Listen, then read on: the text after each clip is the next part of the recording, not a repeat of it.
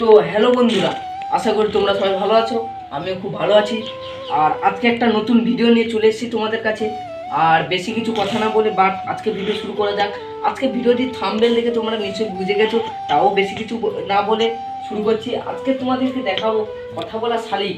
শালিক পাখি কীভাবে লালন পালন করবে, কীভাবে পুষবেন, ছোটো থেকে নিয়ে আসতে হবে।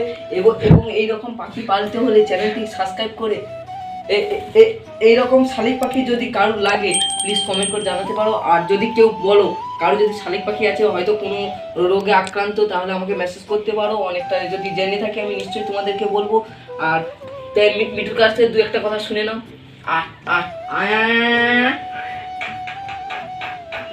খাইছু খাইছু খাইছু খাইছু খাইছু খাইছু খাইছু খাইছু মা কই বাবা। তাই এইরকম কথা বলা শালিক পাখির ভিডিও দেখতে হলে চ্যানেলটি জলদি সাবস্ক্রাইব করো, মিঠু ভাই ব্লগ। আর নিত্য নতুন ভিডিও জলদি আপলোড হবে, তাই বেশি কিছু কথা না বলবো, তাই ভিডিওর মূল পর্বে যাই। তাই তোমরা ভাবছো যে দাদা আমি শালিক পাখি লালন পালন করব কিভাবে।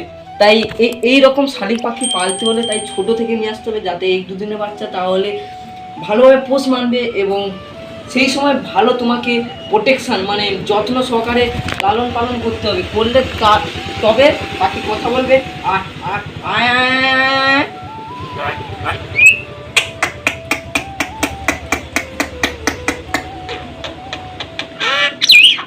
মা কই বাবা কই মা কই।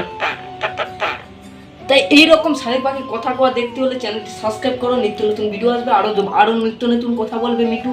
আর তাই মিঠু তুমি একটু পাশে থাকো।